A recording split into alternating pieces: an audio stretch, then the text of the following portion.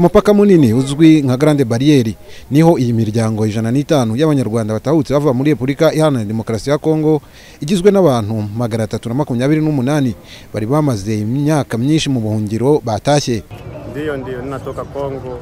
Sasa tulisikia kama Rwanda hakuna shida, ndio maana tumeamua kurudi kwenye Rwanda. Tunasema tumechoka doke kubakia Kongo juu ya misukosuko ya kila siku. Sasa tunasikia Rwanda kuko usalama, ndio tunasema turudi kwetu.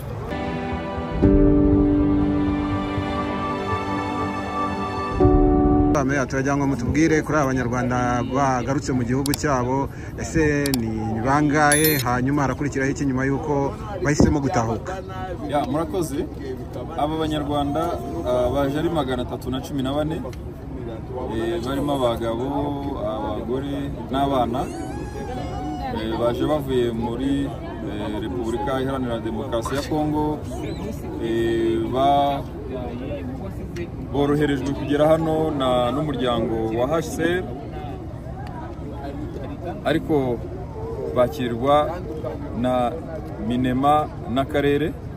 Ubu rero tubakiriye hano, tugiye kuborohereza kugera mu nkambi inyurwamo by'igihe gito ya Nyarushishi iba mu karere ka Rusizi, aho baragenda mu modoka bakajya bahagarara mu nzira kugira ngo baruhukeho gato, bafite n'amafunguro. Hanyuma nibagerayo barasanga ibigo bya leta birimo NIDA na Minema, nanone bongere bakirwe, NIDA itangire kubakorera indangamuntu, ibyangombwa, ariko habeho no kubateguza gukurikirana aho bazajya bashakirwa amakuru ahagije kugira ngo bazoherezwe mu mirenge, mu turere batashyemo n'abayobozi bariteguye. Ariko ni nabwo bazahabwa inkunga ibafasha kwinjira mu buzima bagiyemo bw'abanyarwanda. Nk'ahantu bamaze igihe bataba, hari amadolari babarirwa, ku bantu bakuru babarirwa amadolari 188, mu gihe umuntu muto w'umwana abarirwa 113, ariko bakayahabwa mu byiciro.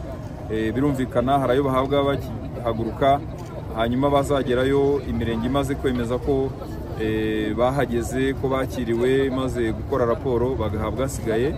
Ayo yose akaba ari ayo kubafasha kwinjira mu buzima kugira ngo batangire ubuzima biteze n'imbere. Ariko banishyurirwa mituweli de sante bakihagera y'umwaka wose, hanyuma bakanahabwa n'ibyo kurya by'amezi 3. N'urwo rugendo bagiyemo, ubundi bakazakomeza kubahiriza gahunda za leta nk'uko n'abandi banyarwanda twese tuzubahiriza. Bari mu mashyamba bageze mu gihugu cyabo, murababwira iki? Icyo tubabwira, icyambere tubaha ikaze, tukababwira ko bahisemo neza, kuko u Rwanda rwaciye ubuhunzi. Ni ukuvuga ngo nta mpamvu umunyarwanda akwiye kwitwa impunzi mu gihugu gifite umutekano gutya akagihunga, kandi nabo biragaragara ko barabeshywe. Icyo tubabwira rero nk'abantu babaga mu mashyamba, ni ukuza bakamenya noneho ko bageze mu gihugu batakiri mu mashyamba, batinyuke, bamenye ibyiza u Rwanda rugenera abanyarwanda bose, babyitabire. Ariko tubasaba no gukomeza guha ubutumwa ababo basigayeyo, kugira nabo bazatahe, cyane ko bazaba babaha ubuhamya bwiza bw'ibyo nabo ubwabo biboneye. Hari abandi bambere batashye, umuntu yavuga ko ubuzima bwabo bumeze gute ku buryo bitanga ubutumwa ko n'abari mu mashyamba bakwiriye gutaha? Abatashye tujya tubasura, tugasanga barishimye, baratunguwe, kubera yuko bageze mu Rwanda bakabona ibitandukanye n'ibyo babwiwe imyaka yose bamaze mu mashyamba. Ibyo rero iyo abo duhuye nabo, namwe ubwanyu ahubwo turabasaba mujye mubasura, kuko buriya buhamya batanga burigisha, bwigisha abandi basigaye. Barishimye rero, abana bagiye ku ishuri, hari abakodesheje amacumbi, hari abasanze amazu yabo agihari yaracunzwe na bene wabo, hari abasanze amasambu yabo bahita bafatiraho barahinga, hari abagiye mu bucuruzi. Mbese navuga ngo baraje nyine bajyana n'abandi banyarwanda nk'uko dusanzwe tubayeho.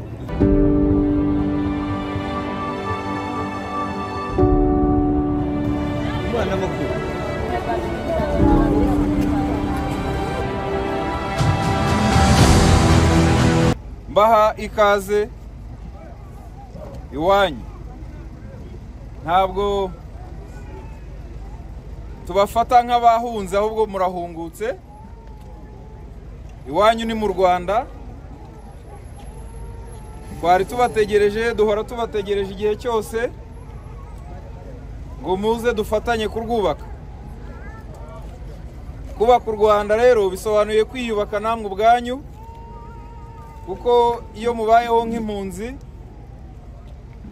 mudafite uburenganzira mu gihugu nk'abene gihugu, kandi igihugu cyanyu kiri hano kibategereje, ibyo mwasize birahari, abatarabisize bavukiyeyo muraza mwubaka ibyanyu, kuko politike z'u Rwanda zose, politike zose zifasha abantu kwiteza imbere.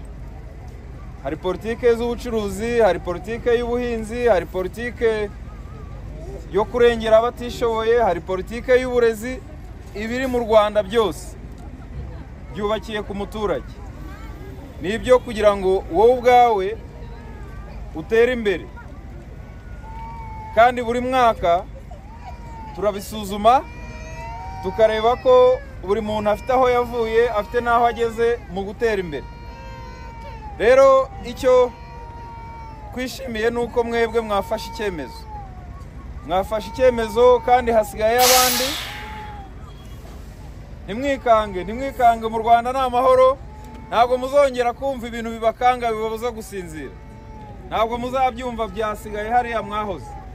Sibyo? Rero muje mudusanga nk'abayobozi, muje musanga abaturage bene wanyu bo mufitanye isano, ariko hari n'abandi bose mudafitanye isano y'amaraso, bose bazabafata nk'abavandimwe, bazabakira neza. Aha rero muje nkuko nabibabwiye, twebwe tumaze igihe kinini tuzi ko hari abanyarwanda bitwa impunzi mu bindi bihugu, mu gihe politike y'u Rwanda yaciye ubuhunzi. Ni ukuvuga ngo twebwe mu Rwanda nta mpamvu yatuma umunyarwanda b'impunzi isigaye mu gihugu cyacu. Ntayo, nta nimwe. N'akantu gatoya kaba ku munyarwanda turagakurikirana kugeza igihe ikibazo kibonekeye. Niyo umuntu yagize ibyago agapfa urupfu rutunguranye tugasanga yapfuye, mbere yo kumushyingura habanza gukorwa iperereza, inzego zikabanza kwemeza ko koko nta cyamwishe. Murabyumva? Ruvuga ngo urupfu rw'umuntu umwe mu Rwanda turufata nk'ikibazo gikomeye cyane, kandi ntabwo tururenza amaso, ahubwo turacukumbura tukamenya ngo uyu muntu yazize uburwayi cyangwa yazize abagizi ba nabi. Noneho tukayakurikirana abo bagizi ba nabi tukabashakisha kuzageza igihe tubafatiye tukabashyikiriza ubutabera. Ubutabera rero burakora mu Rwanda, kandi ubutabera nabwo bwashyizweho n'abanyarwanda.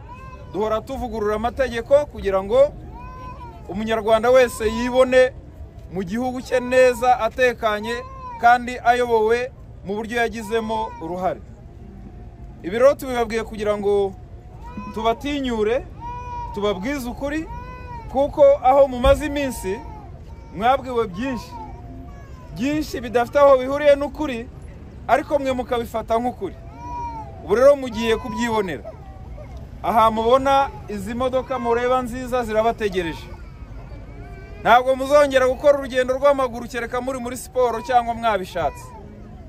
Igihe uva ahantu ujya ahandi uzahasanga imodoka igutware uyishyura amafaranga make. Ibyo biciro nabyo bishingira ku mibereho y'abanyarwanda. Izi modoka mureba zigiye kubatwara zibageza ahantu hitwa Nyarushishi. Nyarushishi mubanze muruhuke, mutegurwe neza. Muzahasanga ibigo bya leta, Minema n'ubundi rakomeza ibane namwe, ariko muzahasanga ikigo cy'igihugu cy'indangamuntu NIDA. Harimo batagira indangamuntu muri mwebwe cyangwa ni mwese? Ni mwese? muzasanga ikigo gihite kibandika, gihite gitangira kubakorera indangamuntu, ndetse muzava na hariya mwazibonye. Indangamuntu niyo ya mbere igaragaza ko wabaye umunyarwanda, ko wanditswe mu bitabo by'u Rwanda. Murabyumva? Hanyuma muhabwe amakuru n'ubundi yiyongera kuri aya nanjye ndi kuba. Bongere barebe neza aho muvuka, babaza abayobozi baho, babateguze ngo tugiye kuboherereza abanyarwanda bavuka iwanyu, muzabakire neza. Hanyuma babahe ibyo kubaherekeza, kuko mumaze iminsi mutari mu Rwanda, ntabwo mwahinze mu Rwanda. Bazabaha ibyo kubatunga mu gihe cy'amezi nk'3. Hanyuma babafashe, babahe n'amafaranga yo kubinjiza mu buzima busanzwe. Nugerayo uzasanga abandi bagore, abandi bagabo bahinga, borora, bacuruza, sibyo? Nawe ukeneye kwinjira mu bikorwa biguteza imbere. Uzahera kuri iyo nkunga, hanyuma witeze imbere. Uzasanga amashuri mu Rwanda ubu huzuye amashuri ahantu hose, kandi kwiga mu Rwanda ni nk'aho ari ubuntu. Ubu umwana wese wagiye ku ishuri asangayo ibyo kurya, buri gihe asanga ifunguro akarya saa sita. Guhera muri primaire abana b'u Rwanda barya ku ishuri. Ugatangaho uruhare rwawe rutoya cyane, mu mezi 3 utangaho amafaranga yari muri primaire atagera ku 1000 cy'amanyarwanda.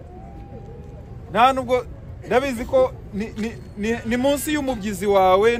Ku muntu uhingira amafaranga ayahingira umunsi umwe, ukayatanga ku ishuri, umwana bakazamugaburira amezi angahe? 3 yose. Umwana rero nta mpamvu yo kutajya ku ishuri. Ubwo muje tukiri mu gihembwe cya mbere, muzahita mujyana abana ku ishuri bige, muhite mwishyurirwa. Ubu ngubu Minemi izabishyurira amafaranga ya mituelle de santé, ku buryo uzajya wivuza ahantu hose ku mavuriro ya leta nta kibazo.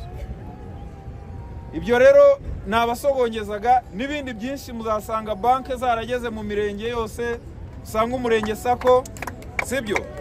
Nabyo murabyishimiye. Ibintu byo guhemberwa mu ntoki byaraciwe. Amafaranga yawe uyanyuza kuri banke, ugafata inguzanyo, ukiteza imbere.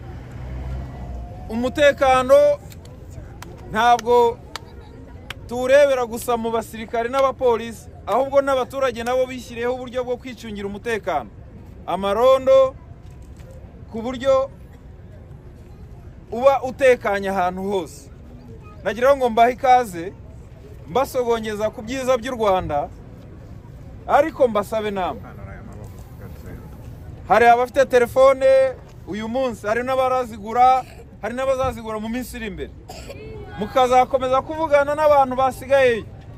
Nk'ubu ndi kubareba nkabona harimo abantu mutazanye, sibyo? None se uko nta bagabo bakuru ndi kubonamo ntibasigayeyo? Abo basigaye inyuma rero n'indi miryango yindi itari yatinyuka kuza mu Rwanda, namwe mugiye kubyibonera u Rwanda uko ari rwiza, ko rutekanye kandi ko ruteza abantu imbere. Muzafata umwanya wanyu muhamagara abo mwasize inyuma, mubabwize ukuri, mubabwire muti muri gukererwa, muri gukoresha umwanya wanyu nabi, kandi muri kudindiza iterambere ryanyu n'iry'abana banyu. Mubabwire muti nimuze.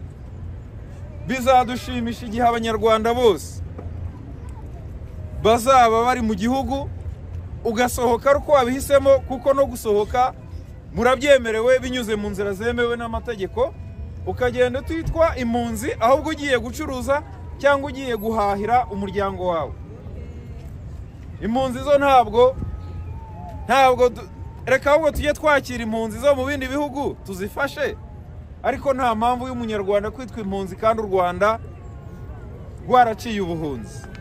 Nibyo rero nababwiraga, n'abandi bayobozi bameze nkanjye bo mu turere muzageramo, abo mu mirenge, abo mu tugari, abo mu midugudu, bose muzasanga bari babakumbuye,